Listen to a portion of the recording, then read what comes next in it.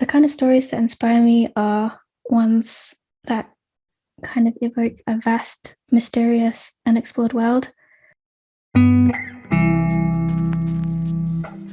Welcome to the Pixel Paper Podcast, a series where we get to know the creative processes behind all types of digital artists, particularly those who are up and coming.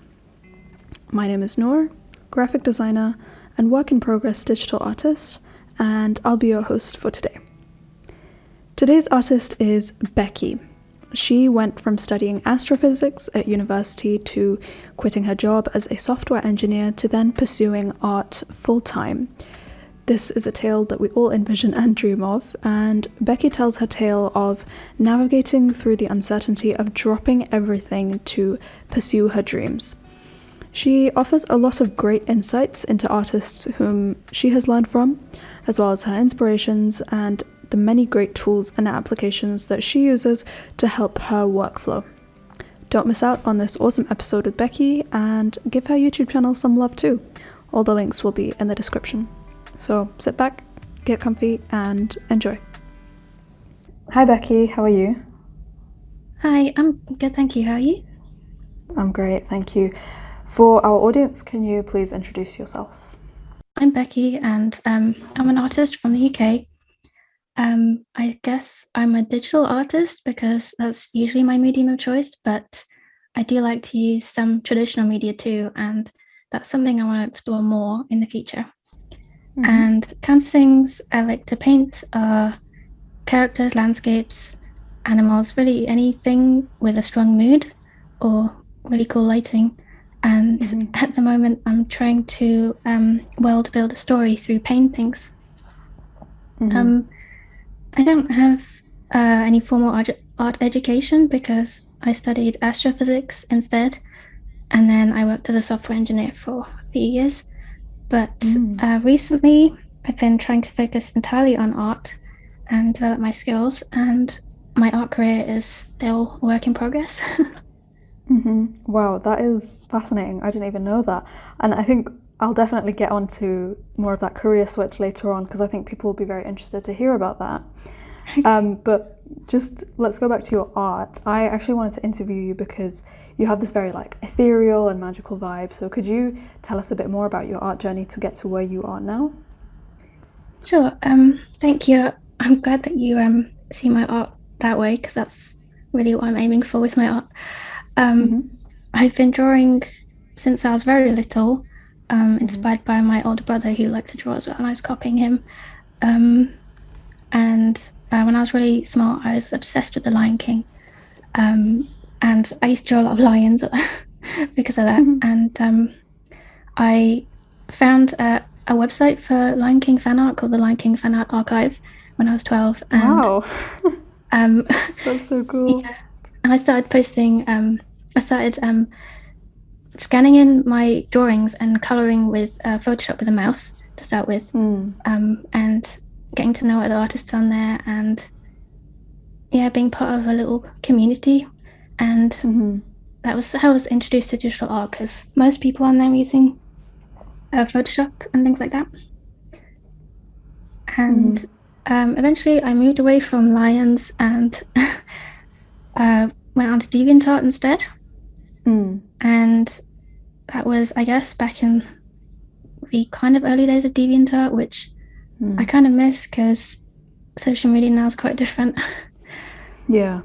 And at the time, in my teen years, I drew lots of very different things. I was kind of exploring and having fun. And I used art as a way to cope with anxiety about school. So I did quite a lot of drawing. But eventually I started to get anxious about making art itself. And maybe this was fueled by being on social media, because I saw a lot of other artists I was comparing myself to.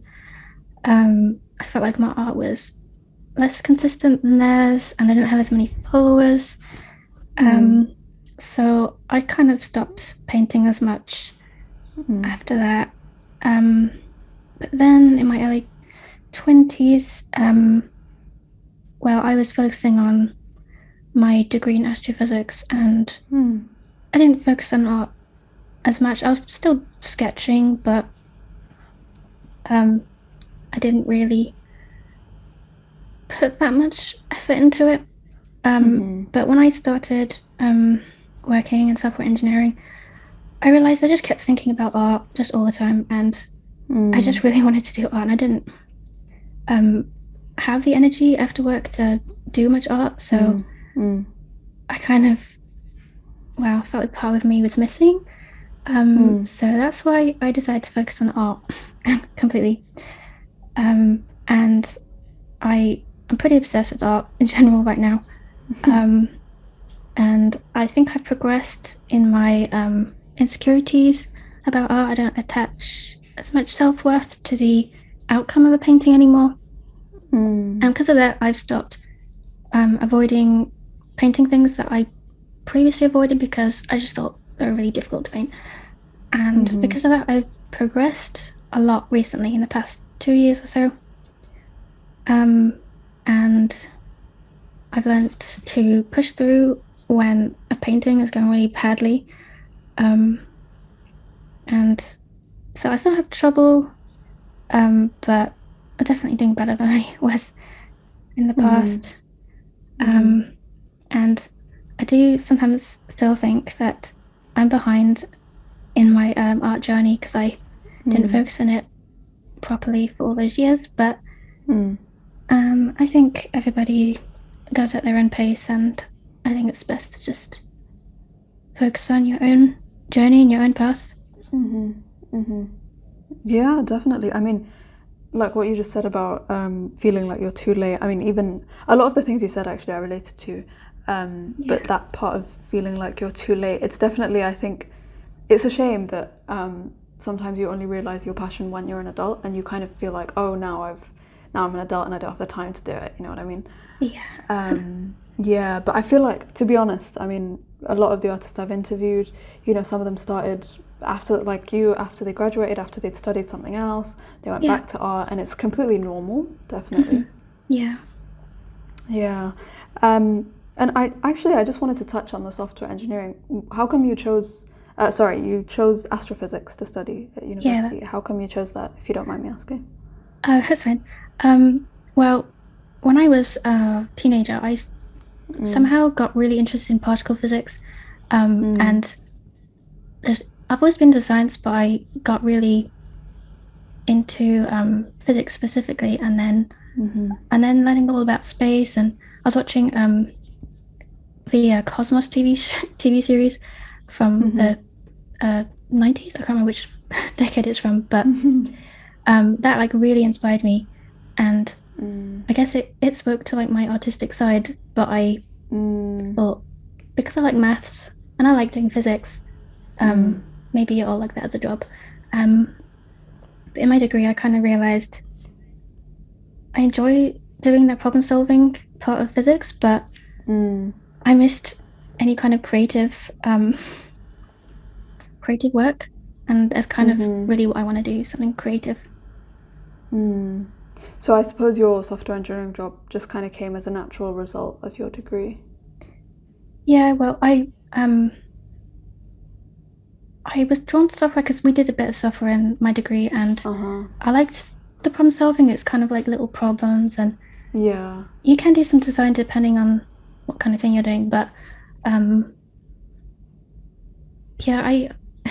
guess when compared to art, I just really didn't find it very interesting. I didn't have the drive to learn all of the things about software, and which other people seem to have in my job. And I kind of just wanted to spend all my spare time drawing, so I didn't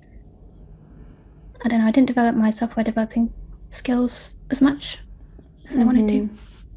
Yeah, fair enough. But do you think that your degree or your job, your previous job, it's helping you, or it has helped you in your current art journey? Well, I guess it kind of helped me make my own website, but not sure about the actual art skills. I guess sometimes I like try to come at art from a more analytical perspective, which is kind of a similar way that I'd think with physics or software engineering. But I'm kind of trying to do that less now and trust my own like intuition. I think maybe that I was drawn to software and physics because it's a bit more straightforward than any humanities kind of subject. But yeah. Okay. But do you think, like, for example, you can balance both? Because the reason I'm asking and kind of digging into this is because I feel like there's a lot of people, like, for example, I actually knew there was a girl in my class, in my physics class, when I was in college. She's basically the same as you. Like, she loved physics, she loved maths, but she also loved art. So I feel like there's a lot of people like that who, they have a creative pursuit that they love, but there's just, I guess, society just tells them, and so they have this expectation that they have to do some kind of standard thing which actually makes them money. So do you think that you can find a balance between the two? I'm sure you can. I would say my interest in physics has fed into my art, I think, in that not so much the skills maybe, but the interest in science, the universe, space, all that stuff.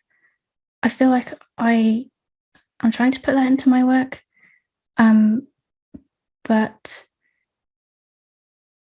yeah, I'm not sure about I think in terms of mindset, analytical versus more intuitive. I think you're right that it's good to have a balance. Because I think analytical you can use to improve your fundamental art skills. And what I have recently been trying to do more anatomy study and going like systematic through each body part and everything. So I think there's a place for that, yeah. Yeah, definitely. And I mean, just looking through your Instagram, I can see like that you are improving with your characters and stuff, like with the body poses and things. I'm glad you think so. So speaking of subject matter, you have a variety of like subject matter and backgrounds, and you don't really focus on one specific thing. But how do you come up with concepts? Like, I would say the overarching theme of your work is kind of fantasy. So how do you come up with your concepts? Yeah, it's a difficult question. I have quite a lot of interests, and I like lots of different kinds of art. And I feel like those all influence me, which kind of like pulls me in a lot of different directions. So when I follow my curiosity, I can switch from one extreme to the other, and that's something which has made me kind of insecure because I know other artists are like this too, but there is a lot of talk about finding a style, and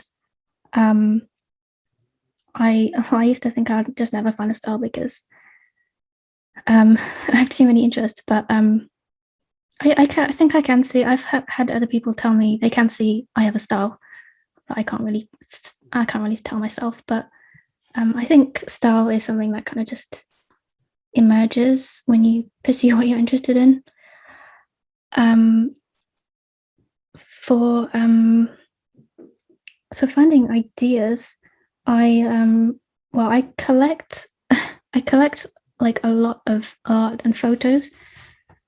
That I use this app called Eagle, which I switched to instead of Pinterest, and I collect everything in folders, really organized, and I like to just browse through it when I need an idea, and eventually something will come to me if I look through them. And other than that, I like to watch films and read books, and if I'm at the moment I'm thinking about world building for my story, and so I'm like imagining scenes in my head, and recently a lot of my art's come from that.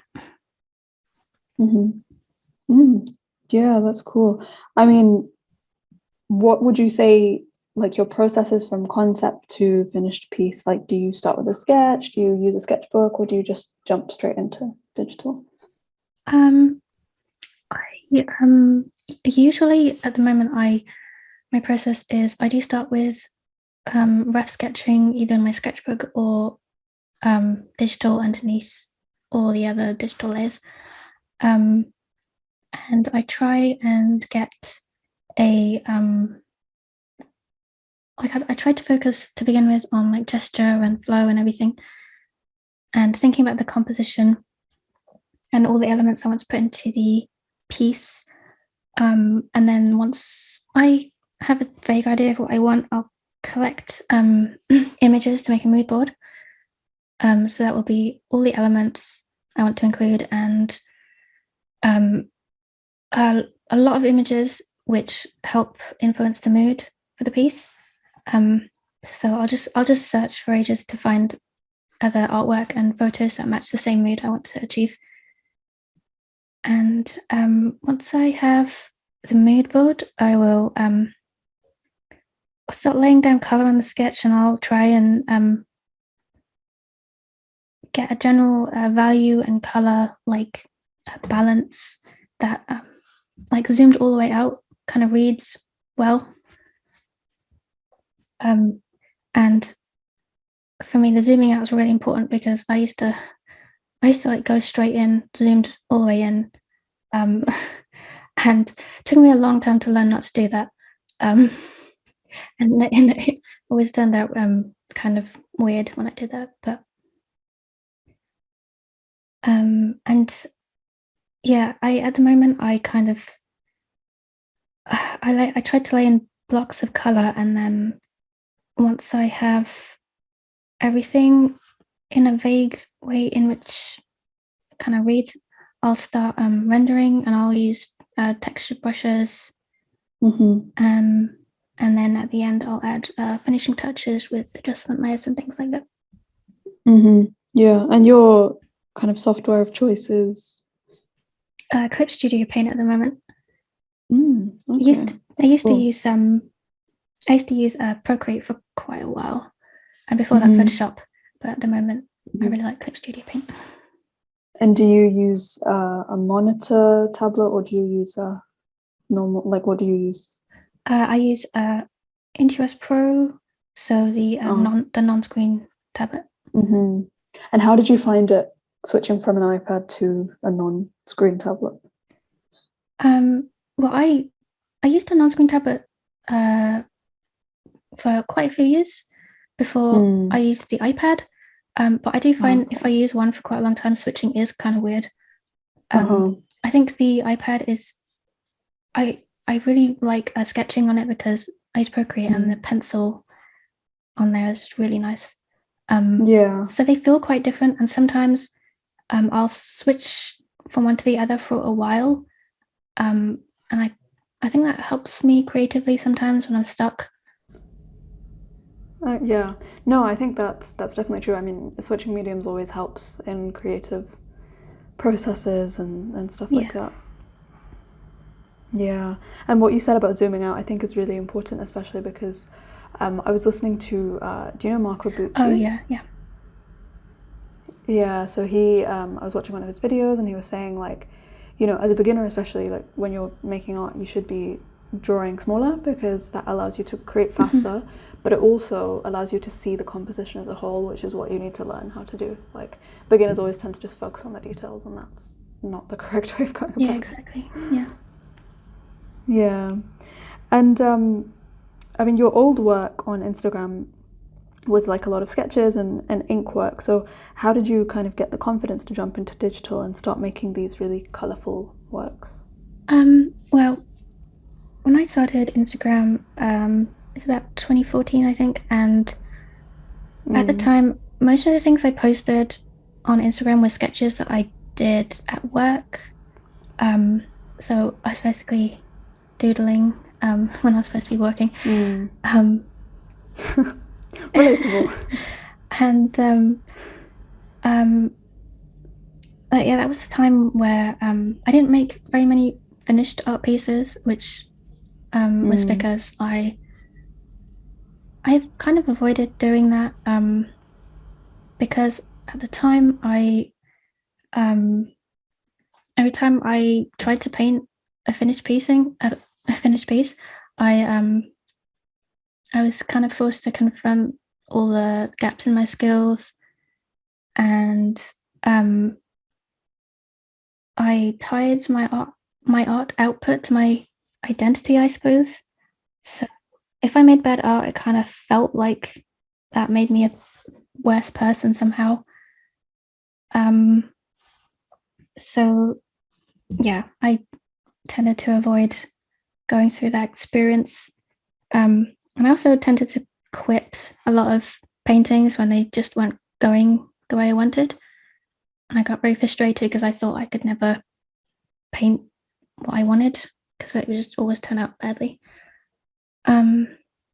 And the subject matter that I tended to do was faces, like static portraits, because that was most of what I'd practiced up to that point, and so it was my comfort zone. And at the time, I'm not sure about now, but at the time, like the people that I followed who were very popular tended to paint portraits too, so I guess it was popular. That kind of convinced me to spend more time doing portraits. But in 2020, things kind of started to change because I started talking to other artists more, and I joined an art community called Micro Studio Mates, which is like a small closed group, which everyone on there is very nice. And I talked to more artists on Instagram and Discord.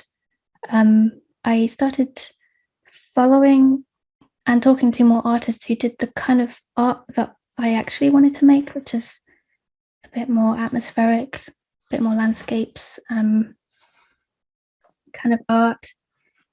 And so my subject matter kind of gradually started changing because of that.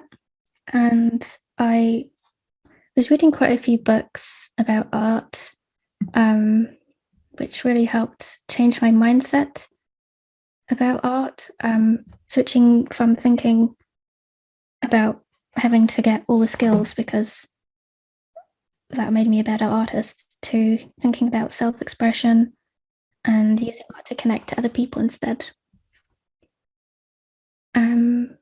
And then in 2020, November of that year, I did the Huevember challenge,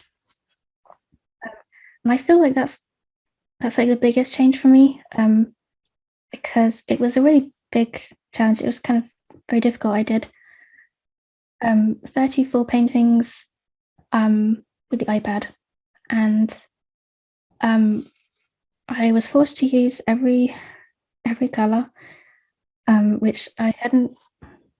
Well, I wasn't. I don't think before that I was very adventurous with color. So I got to know each color, especially greens, which I'd never really figured out before that, but somehow it kind of clicked after Huevember using all those greens.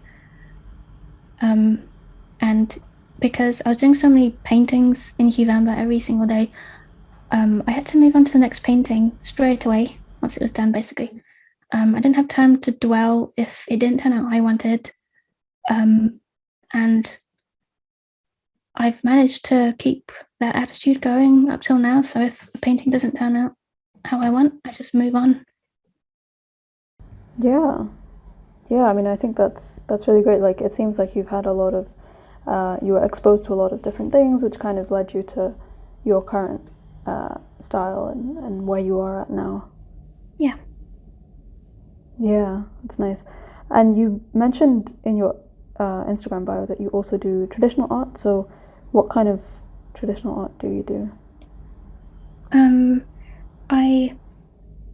Traditional art that I've used, the mediums I've used most have been graphite, ballpoint pen for sketching, gel pen, and I played around with a dip pen as well, which cool. is really satisfying to use. But probably the most I've used graphite, and I think last year I did some traditional digital hybrid artworks where I'd draw something with graphite and then I'd scan it in and color it digitally. Because I really liked the effect that I managed to get with graphite, this kind of soft feeling. So I used a blender. I couldn't really get that same thing with digital, so combining those two, I quite enjoyed, and I might do that again in the future. At the moment, I'm not. I'm using so much traditional, but I am actually. I just bought some oil paint supplies. So I want to practice and explore with oil paint because I don't know, something I've always wanted to try. Yeah. Yeah. That sounds really good. I mean, it's always nice to like switch up mediums, and Yeah. It just helps you to come back to your main medium with a more fresher mindset. Yeah, that's true. And I really like your use of color. I mean, it's really saturated and kind of, it really gives the piece the mood that it has. So how did you learn how to use color, and what inspires your color choices?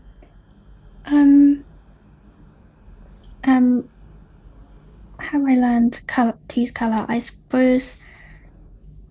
In general, over the years, I've kind of read quite a lot of tutorials about color theory. So I kind of knew intellectually all of the all of the main ideas. And I've some specific resources that I've used recently, which have been very helpful, which are some videos by Marco Bucci, who you mentioned already. And Devin Corin has some tutorials on Gumroad, some ebooks that I found very good. And the book Color and Light by James Gurney is another great book I've enjoyed. That's been referenced several times in this podcast. Really? I'm not surprised. But I had all that knowledge intellectually, but it wasn't until November when I used all those colors in a bigger way that it started to make intuitive sense to me, and that knowledge, I didn't have to think as much every time I painted about color choices.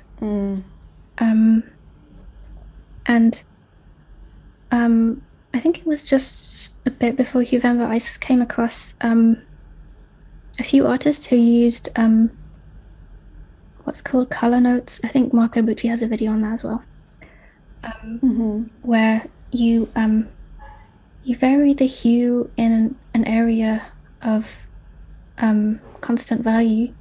So when you zoom out, it looks like a single color, but when you zoom in, it's a bunch of colors. And there are some anime artists who I started to follow who I noticed did that in a quite a extreme way. So they'd add like a lot of like really bright colors in the shadows. So like the color still reads, but it has kind of like a weirdly iridescent effect. And I was kind of playing with that. That was kind of the point where I started to experiment more with color. Like I'll just place a random color down and see the effect it has. And I found that this year I did quite a few studies, master studies and photo studies, and that really helped me with color too, because I think trying to copy colors exactly, I learned to see color kind of differently. I start to see like the subtle differences in hue. I can see them more accurately. I can start to pick colors more accurately without using the eyedropper.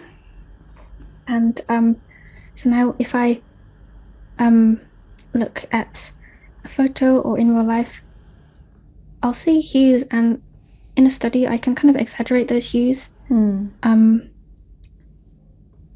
Like I might see in greys, I might see like a purpley grey, so I'll kind of make that a little bit more purpley, and it will kind of make it a bit more vibrant or something like that. Yeah. Yeah. Yeah, I mean, honestly, like in your, I think in your blog posts episode, you give a lot, I mean, like in your blog post, you give a lot of good references. So I think even people who are listening, if you want to check out the blog post version that Becky's written, you know, she's written a lot of great resources, and I'm learning so much, like, just about who to follow, and I might even try Huevember, you know, I feel like you've learned a lot from that, right? Oh, definitely, yeah. I recommend it. Yeah. And like, how did you, I mean, could you tell us a bit more about your experience with Huevember? Like, how did you, I know that obviously you get given a hue for each day, right? Yeah. Yeah, and then how did you come up with the kind of the concept for each day? Because it must be really hard trying to think of something each day, you know? Yeah, it was difficult. I think a little bit before I started, I did do some quick thumbnail sketches for ideas, like a few days in advance. Okay. So I did kind of do like a chunk of days planning in advance, Okay. just to kind of keep ahead of it. And I would kind of use the color as the prompt. So I think it's yellow. I think what's yellow, and I kind of think of maybe slightly more unusual things. Like I think the first one I did was one of the first ones was a yellow snake. Okay. So or things like that. And definitely the thumbnailing did help a lot because I at least had a starting point when I started the day off. Yeah, I can imagine. Yeah. And do you think it got easier as time went by? I kind of actually think it was easier at the start. Oh, really? Because I had quite a lot of momentum to start with. And then kind of in the middle, I started to get discouraged. And right at the end was probably the hardest point because I don't know. I think maybe I felt creatively drained because I'd done so many different kinds of pictures, and I had to use a lot of, I don't know, problem solving and stuff every single day. And by the end of it, I kind of felt like, well, I took a bit of a break after that. And it took a little bit of time for me to feel like I refilled my creative banks up again. Along with Huevember, you started doing a 365-day master painter study. I mean, you mentioned earlier, so how's that going? Yeah, I think it was in like I kind of like missed Huevember in a weird way because I had all that momentum and everything. I wanted to recreate that, I suppose. I'd seen some other artists do like a painting a day or study a day. So I kind of wanted to try that myself. And I did eventually stop doing them. I did learn quite a lot from studies, I'd say. I think just at the start of this year, I got Clip Studio Paint, and I was having a bit of a hard time getting used to it. So that studies, doing them every day, helped me really get into them, really get into software. And I would do the studies in the morning, so that kind of helped me create a more solid morning routine, which I find very important for getting art done. And I was exploring quite a lot of different artists, like landscape artists, and I think that kind of helped me creatively, like change my focus almost. What kind of art I was interested in making. I think it helped me notice what kind of things I was drawn to. But I didn't finish. I do want to start. I do want to do studies again in future. I'm like in a like probably time studies. I think the problem I had was I didn't time them, so some of them ended up taking the whole day actually, Oh, wow. which was not the intention I had to start with. But because I'm a bit of a perfectionist, I kind of couldn't just leave it alone. But yeah, I think for me, shorter projects probably are more useful for me. And at the moment, I'm finding that I'm focusing on about an artwork a week. That's my aim is to make about an artwork a week. And I think focusing on a single artwork, I'm kind of developing my process more. Before I didn't really have much of a process. I kind of just like wing it every time, but now I'm kind of developing a similar process every time.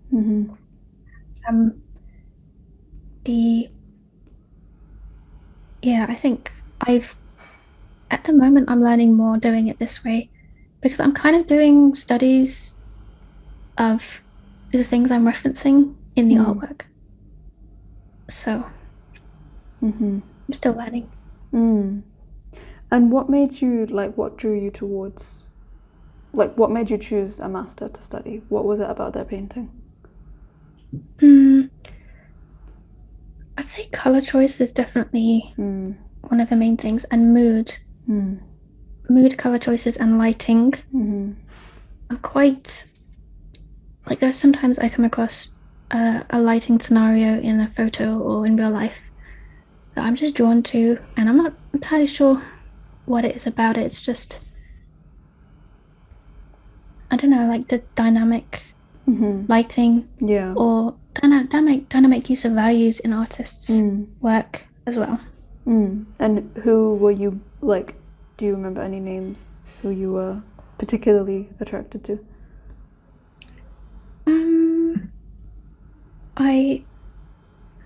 I think actually that all the artwork I've collected in that app Eagle, doing all those studies kind of helped me build out my collection because I was saving a bunch of old artist work. I really like Ivan Shishkin. Okay. I did a few studies of his work. I really like the mood, the lighting, the way he draws trees, paints trees. And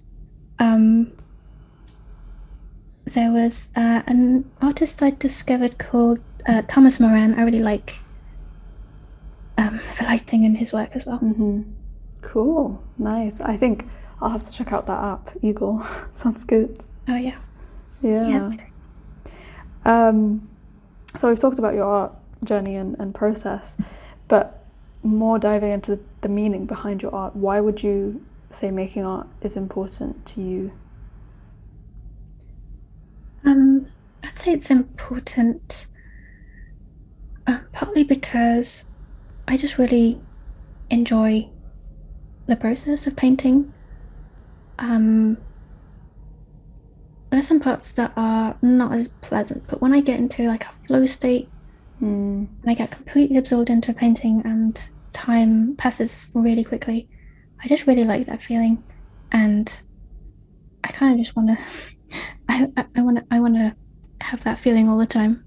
And another thing which I find is when I paint something, it really affects, it kind of gets tied into my memories. So if I look at my old artwork, I kind of remember what I was doing at the time. And especially if I'm drawing whilst traveling or doing something, I'll be strengthening those memories of that time. Yeah, definitely. So my body of work is kind of becomes a look at my life kind of in a weird way. Yeah. And I find art, my aim for art is to be something I can use to connect to other people.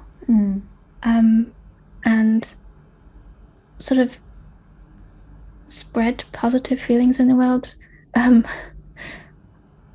or or help people kind of get transported into another world. Yeah. Which I like. That's something I like to see in other artwork. I like art that kind of makes me feel inspired, and like there's a magical world, and I kind of want to help other people feel the same way. Yeah. Yeah, definitely. And when I started to paint kind of things I was more interested in after November, I found that people on Instagram, there were some people who started saying, like the feedback I was getting changed, and people started to say that the artwork I made them feel a certain way, and I think that made me really happy because that's really what I want for my art. And I like that I can talk to people about the artwork or about other people's artwork. I just like how art can help people connect and definitely. share feelings and ideas. Yeah. No, definitely. That's a really beautiful beautiful way of putting it. Yeah. And who or what inspires you? I mean, I know I asked the question about the masters before, but what else or who else inspires you in your work? I'd say probably the number one thing that inspires me is nature. Like I've always been very inspired by nature, especially clouds. For some reason, I just really like clouds. Well, I mean, clouds are just great. I don't know anyone wouldn't like them, but of course. and trees as well. And I suppose I did start to study physics because I was fascinated by space and like the huge scales and energies and cosmology, mystery of existence, feeling really tiny. Just that feeling of being dwarfed by nature. Really inspires me. I feel like we can see that in your work because your work is so like the nature really dominates. Yeah, I'd say trying to get a sense of scale like that is something I really try to focus on. And I also am inspired by a lot of stories. And actually, when I was little, I think I really wanted to be a novelist who painted my own novels who illustrated my own novels. And I think that influences me now because I like my desire to make stories has always been there, and I think recently it's really come up. I've been doing this world building, and the kind of stories that inspire me are ones that kind of evoke a vast, mysterious, unexplored world. Like I find the Moomins really does that for me. I used to watch that 1990s anime when I was a kid. I just really love that. And the Studio Ghibli films has a similar kind of mystical, magical feeling. Definitely. And I'm really into sci-fi, so sci-fi is like Stargate, Star Trek, and the movie Contact really had a big influence on me growing up. And a lot of books inspire me, like the Historic Material series. Probably the most, for me, the most inspiring book that I've read growing up as a kid. And the Catherine Odyssey, which is kind of like an illustrated novel. Really lovely illustrations. Yeah. Yeah, that's cool. And obviously you're still, I would say, in the beginning stages of your career, right? Your art career. Yeah. So where would you like to see yourself moving forward? I suppose at the moment I'm kind of exploring things still. I feel like I have gotten closer to the path I think I want to go down, but my experience tells me I might end up somewhere completely unexpected. So at the moment I'm focusing on trying to paint all kinds of different things so I can develop my skills, so I can paint kind of anything I can imagine. And I'm trying to make my artwork a bit more painterly. I've been experimenting with brushes, and I want to practice. I want to learn how to use oil paints and see where that takes me. And this year I've been trying to focus on making YouTube videos. I haven't done such a great job. I only made one, but I want to kind of grow a YouTube channel. It's something I've been interested in for a long time. Yeah. But yeah. I guess I have a bit of a fear of doing that because, well, I have to talk in a microphone. It's a bit nerve-wracking. Yeah. And there are also a bunch of other mediums that I've kind of played around with a bit, like animation and sculpture. Both traditional sculpture with pollen clay and 3D sculpture with Blender. And that's something I want to play around with a bit more as well. Wow. I mean, that's a lot. I mean, I wish you all the best with your... Oh, thank you. Thanks. Thank you so much, Becky. I learned so much just listening to you talk. Oh, thank you for inviting me on. It's been great. I hope you enjoyed this episode. I found it absolutely fascinating with all the insights into Becky's journey, which I related to a lot in terms of pursuing or finding out what I really want to pursue.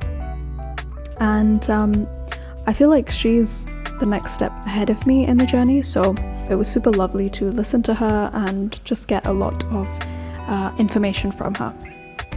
DM me your thoughts on this episode at PixelPaperPod on Twitter and Instagram. And remember that you can also get the audio and article interview straight into your inbox. Link in the description. I would also super appreciate it if you can give this podcast a rating on any of the podcast platforms or subscribe and like on YouTube. And with that, I'll see you next week for another episode of the Pixel Paper Podcast.